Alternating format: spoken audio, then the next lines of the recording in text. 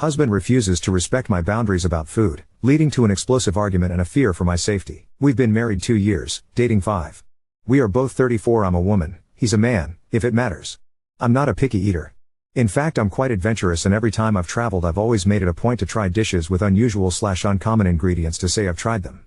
There are very few foods I won't eat. One of them is mustard, the condiment. I don't like it. I just don't. The taste is very strong and overpowering, and it's an unpleasant taste. I've tried yellow, stone ground, honey, artisan, brown, spicy, you name it. I have tried them all. And I just don't like them. My husband for some reason never understood this. He loves mustard, especially honey mustard. He puts it on all his sandwiches, dips his fries in it. And every time he tries to force me to try it, he'll insist I'll like it this time. I'm a grown-ass woman. I know what I don't like. And I don't like mustard. So I'll say no, and it'll devolve into a mini argument where he'll call me picky. Well, last night we were on the road home from a weekend trip we took together, and he stopped at a gas station to get us a quick bite. He got a hot dog slathered in mustard. I got one but decided to keep it plain. I don't really love hot dogs to begin with, but I will eat them. While we waited in line he asked what I got on mine. I told him nothing. He actually got furious and grabbed it from me. He marched over to the condiment station and began putting mustard on my hot dog, telling me to grow up and stop being picky. I just walked out and sat in the car.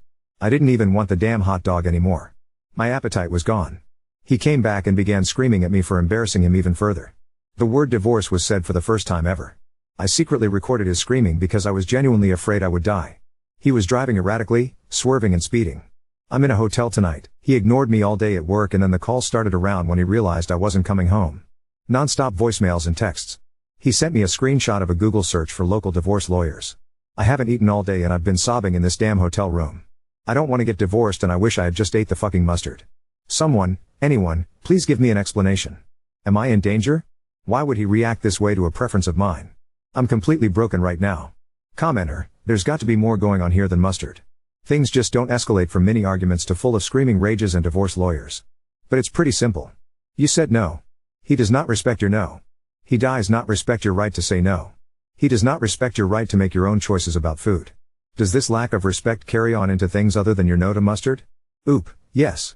It will usually take him at least 3 times to acknowledge when I say no. Update 1. Some answers I guess to questions I saw, regarding when I said no to sex. He respected if I said no to having sex, but he would ask for blowjobs over and over. I used to give in at first until I started dreading doing it. He tried buying all this stuff to make me like it, to make it easier or whatever. I used to like blowjobs. I don't like giving them to him. But he'll still ask over and over. I started responding with, I said no. Are you going to force me to do it? And he'd get squeamish and offended that I'd implied he would rape or assault me. If I have a support system, no.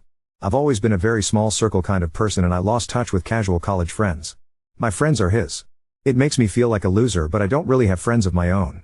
My parents are dead. My dad died when I was a teen, and my mom passed recently of heart failure. I have no siblings. I'm financially capable of living on my own, and I could pay for a divorce. I just really didn't want things to be this way. The mustard thing was always just an annoyance to me. I didn't consider it a deal breaker, but obviously it is for him. We have no kids and no equity. Our finances are separate save for one joint account we equally contribute to for bills. We were looking at buying a house. I'm safe. I'm at work and I'm staying in the hotel until further notice. He has continued to text. One message said that he loves me and doesn't want to lose me, but I've forced his hand by refusing to communicate or come home. I haven't answered. I don't know what to say. I forced myself to eat my favorite takeout late last night, but it tasted like cardboard. I stayed up late compiling a list of every time he has shown worrying behavior. I guess the mustard is the tip of the iceberg. Oop, an addendum, I suppose. I do very much love him, and he has been my best friend for years now. I really do, I guess plan to spend my life with him. I'm not afraid of being alone, but I don't want to be lonely. I wish my mom was here. Update 2. Sincerely, thank you all for your kind words as well as sending me links to resources. He has reverted back and has told me that he never wants to see me again, so I suppose that gives me time to read that book that someone on RA suggested to me. I forget the name. I will admit, while I was at work and thinking of the lonely room waiting me after 5, I considered just going home. But I knew what awaited me. I'm too drained to muster up the kind of apology he would be expecting in order for things to go back to normal. I honestly fear that our normal is detrimental to me. I also don't want to apologize. I don't think I did anything wrong, and you all helped validate that. I always felt like I was the one disturbing the peace. He'd get so upset over things that were little to no effort for me to just do or go along with because I loved him. And somewhere along the way I think I lost myself. I never liked mustard. I never ket golf, or camping, or red wine. But he loves all of these and wanted me to love them too. He said he was introducing me to his hobbies so we would have shared interests as a couple. But I have realized that out of all the things I used to like, he has either refused to try or ignored my interest. Our shared interests are just his. God, how do I feel like my own person again?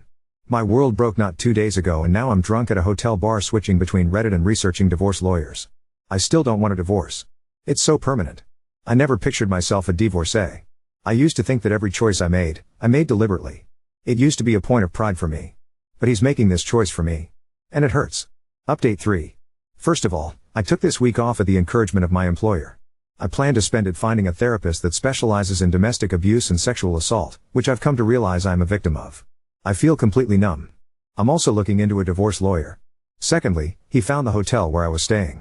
I guess he followed me from work. He was waiting in the lobby. God, my heart skipped a beat and I realized that I did not miss him at all. I was afraid of making a scene. I need to unlearn that, so I sat with him in the lounge area and talked. I'll summarize it. I pointed out the security camera and said if he tried to hurt me, there'd be footage and I would press charges without a second thought. He was completely shocked and said he'd never hurt me. I reminded him how I feared for my life in the car. He ignored me. He asked why I wasn't coming home.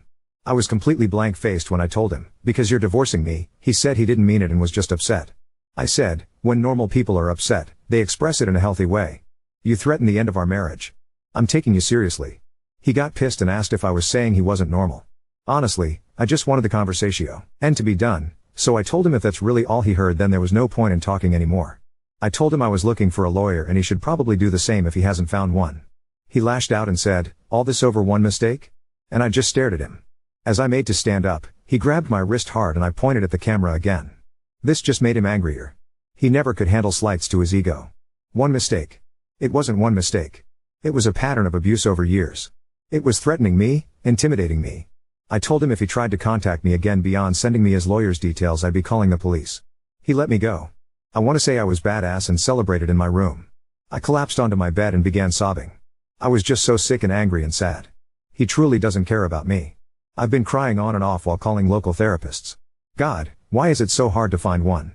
The amount of therapists that advertise but turn out to not be accepting new patients is unacceptable. I've looked into victims of DV/DA support groups as well. In the span of less than a month my life is completely changed. And he isn't remorseful at all. He just thinks it's all my fault. Oop, I will probably move. I saw my RA post get reposted on Twitter. I'm terrified he'll see it and come for me. A lot of people commenting on it were saying he would try to kill me and I believe them. Update 4. I have a divorce lawyer. That's all I'm comfortable with revealing on here for the time being. I will also mention that I have moved locations. I am safe and secure. My work has allowed me to go fully remote. My STBX does not have my location, nor are there any trackers on my phone. I am in contact with people and organizations who are helping me. Earlier this week, the calls and texts really ramped up. I was advised to leave him unblocked and simply muted so his messages would come through. I read a few since I was curious. He wanted me at Thanksgiving dinner with his family. He begged me to stop being this way and what was he supposed to tell his family? Well, Thursday came and went. I had bought a couple of ready meals the night before so that was my feast. I do want to take a break here to talk about my mom. Since it was only 3 of us every holiday, except the rare times friends would come over, my mom wouldn't make a turkey. She would buy a rotisserie chicken and dress it up with stuffing, etc. She'd make dishes we loved rather than traditional Thanksgiving dishes. My favorite side dish of all time was French fries. My dad loved grilled asparagus with cheese. So we would have a rotisserie chicken with French fries, asparagus, and some garlic toast, my mom's favorite.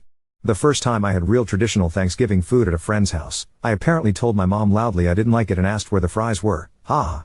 So this year, instead of my STB ex-husband's family's Thanksgiving food, I bought asparagus, fries, garlic toast, and a couple of slices of rotisserie chicken. It wasn't half as good as my mother's meal. But when I say I cried eating it, it felt like they were with me that night. I guess my absence at the dinner forced my STB ex to tell his family that I was separated from him. So Friday morning I got a phone call from an unfamiliar number. I answered it, thinking maybe it was my lawyer's home phone or another person I was in contact with. It was my mother-in-law. She begged me not to hang up on her. So I stayed on the line. She went on about how I was her daughter, she loved me, her son loved me, and how could I leave him over something so minor? He only told his mom about the mustard, and even then it was a watered-down version that made me look like a neurotic control freak who needed everything my way. According to my mill, he just made a side cup of it for me and asked me to just try it in the car. And I started screaming I'd divorce him. She then started probing about which lawyer I was seeing and what I had told them. She also reminded me that lying in court was a crime. My lawyer had warned me to not reveal anything we had discussed to his family. It took all my willpower not to say anything. Instead, I hung up and muted her number, too. She hasn't texted or tried to call again. Trust me, I would have loved to send the recording of her son screaming saying he ought to smack me upside the head, calling me a stubborn bitch, that he would divorce me, and that he would run the car off the fucking road if I didn't start acting right. I wanted to scream into the phone that her precious son started this mess and I was simply doing what he wanted. I have come to realize you don't treat someone you love like the way he has acted. Normal people don't want to have sex with someone who has already said no. Normal people don't keep pushing and obsessing over food preferences. There is something seriously wrong with that man. He texted me last night, Friday, calling me a bitch for making his mother cry. He also said he would come find me and it would take more than a locked door to keep him from getting me and taking me home. I forwarded those to the right people. I know this isn't a happy update, but things are moving along quite nicely. Update 5. I moved. I will not say where, but I have found a new home. My job let me stay on as permanently remote. I can't go into details about my divorce or other current legal proceedings, but I can say I was granted a protective order due to something that happened back in December. Due to the nature of what happened, I was hospitalized for a time. That was what I guess made me realize I wanted to get the fuck out. I traded my car, had my phone checked for tracking apps/devices, and changed my number. He cannot contact me or have anyone contact me on his behalf. I am now several hours and state lines away from him and his wretched family. I moved with only 2 suitcases and a duffel of my stuff. I cannot wait to furnish and decorate my new home the way I always wanted it. I'm in therapy and I have a survivor support group I see weekly. I will be okay. I feel like I can finally breathe. Update 6. Hello. It's been a while. I'd sort of forgotten about this account until I saw screenshots of my posts uploaded to Instagram. Some key points: I am still going to therapy, individual counseling and bi-weekly group meetups for victims of DV. I am absolutely not dating. I saw some comments that said they hoped I found a fairy tale man. That's the last thing I want or need.